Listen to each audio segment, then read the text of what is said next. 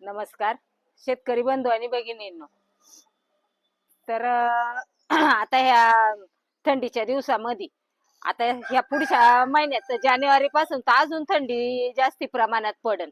त्याच्यामुळे आहे ना आज मी आहे ना घरगुती आहे ना तुम्हाला काही गोष्टी दाखवणार आहेत की आपल्या कोंबड्याला त्याच्यापासून आजारापासून त्या मुक्त होतील. की सर्दी जरी झालं त्यांची इम्युनिटी पॉवर कशी वाढवायची, त्यांच्या अंगात उष्णता कशा प्रकारे वाढली पाहिजे, आपल्या कोंबड्या आजारी नाही पडल्या पाहिजेत, त्याचा प्रयत्न तर आपण घरगुती सुद्धा उपचारावरती करू शकतो. म्हणून मी तुमच्या समोर आज हा व्हिडिओ टाकणार आहे. तर आता हे मी बाजरीचं पीठ घेतलेलं आहे आणि आपली जी तुळस असते, आता तुळशीमध्ये बघा दोन प्रकार असतात. तर एक काळ्या पानाची तुळस असती, प्युअर गावरान तुळस असते, आणि एक हिरवी पानं असतात ना ती जरा थोडी इलायती असते. तर आज मी आहे ना हा काढा बघा आपला काळा झालेला आहे, तुळशीच्या पानाचा मी काढा केलेला आहे, त्याचा हा चोथा आहे. तर ही काळी तुळस आहे ना ती डायरेक्ट आपली त्याच्या मंजुळा सहित तोडून त्याचा काढा केलेला आहे. तर त्याच्यामुळं काय होतं आपल्या कोंबड्यांना आहे ना सर्दीला ह्याला फरक पडतो. सर्दी झालं, घसा झाला त्यांचा, परत आजारी सुद्धा आपल्या पडत नाहीत कोंबड्या, आणि त्यांची जी शरीरातली पावर आहे ती जास्ती प्रमाणात वाढते. आणि हे गुळ पाणी केलेले हे गरम पाणी आहे. तर ह्या गुळ पाण्यामध्ये आणि ह्या तुळशीच्या काढ्यामध्ये मी हे ना बाजरीचं पीठ आहे, आपलं बाजरीचं गरम असती, तर त्याच्यामध्ये आज मी मिक्स करून आहे ना हे कोंबड्यांना देणार आहे खायला, की जेणेकरून आपल्या कोंबड्या आजारी पण नाही पडल्या पाहिजेत. आता ही थंडी तर भरपूर प्रमाणात या दिवसात पडते, त्याच्यामुळे त्यांच्या शरीरात थोडीफार तरी गरमी पाहिजे. आणि गरमी जर असली तर आपल्याला अंड्याचं उत्पन्न पण चांगलं मिळतं. आता त्यातलं काय केलंय मी, ही काळी तुळशीचा जो काढा केलेला आहे ना तो गाळून घेतलाय, आणि त्याचा चोथा जो राहिलेला आहे तो ह्या बाजरीच्या पिठात मी आता कालवणार आहे. आणि हे बाजरीचं पीठ, गुळ पाणी आणि हा तुळशीचा काढा पाण्यातून पण देणार आहे आणि पिठातून पण देणार आहे, म्हणजे त्यांच्या पोटामध्ये आहे ना ते पूर्णपणे जाईल. तर आता देणार आहे. हे बघा आता हे थोडस तुळशीचं पाणी घेते मी याच्यामध्ये.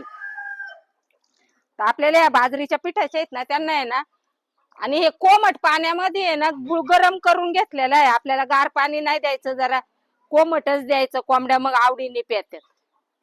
आणि ह्याचे आपले छोटे छोटे गोळे करायचे आणि कोंबड्यांना द्यायचं. तुळशीचं पाण्याचं कसं असतं की घशाला खूप प्रमाणात फरक पडतो.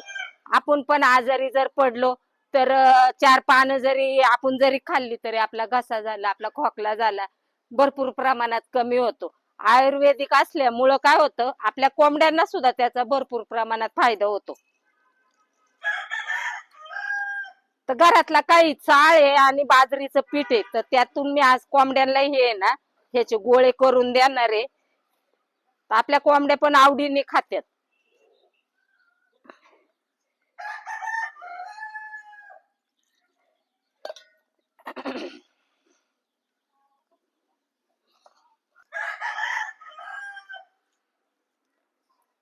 आता हे तयार केलेलं आहे मी, तर आपली पिल्ल लहान पिल्लांना सुद्धा द्यायचं. आता हा 5 लिटर बकेट मध्ये आहे ना मी 50 ग्रॅम गुळ टाकलेला आहे, आणि एवढाच आपला तुळशीचा पाला घेऊन त्याचा काढा केलेला आहे. ते पण मंजुळा सहित केलेला आहे, म्हणजे त्याचे जे बी असतात ना ते बी सुद्धा आपल्याला युज करायचे, ते टाकून नाही द्यायचं. आणि त्याचा गाळ करून काही पाण्यातून पण द्यायचं, आणि त्याचा चोथा झालं हे झालं तर आपलं पिठातून पण द्यायचं, म्हणजे ना त्याबरोबर आवडीने खात्यात.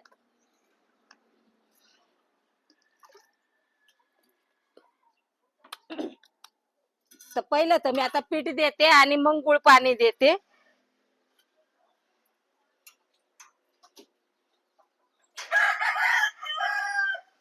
चल चल सर सर.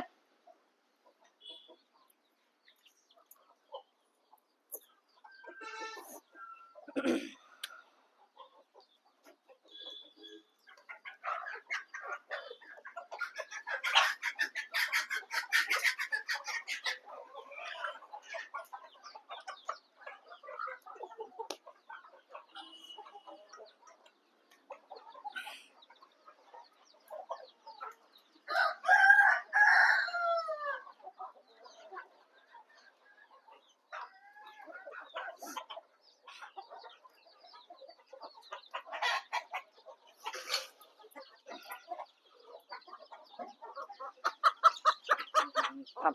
धर. य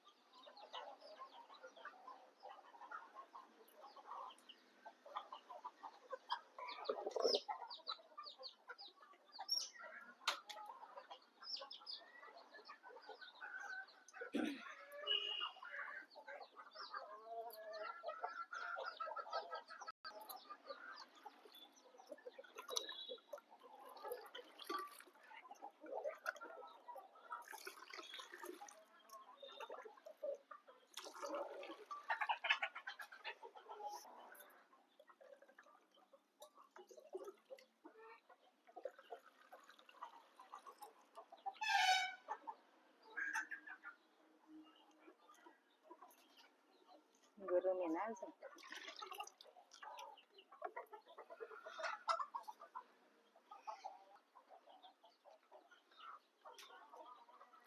इकडे या पिल्लांचा पण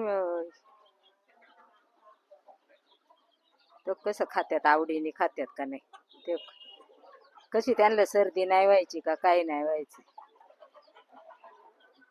असं जर दिलं तर दिवसभर चोची मारीत बसतात ना तेवढ्या पिठातच.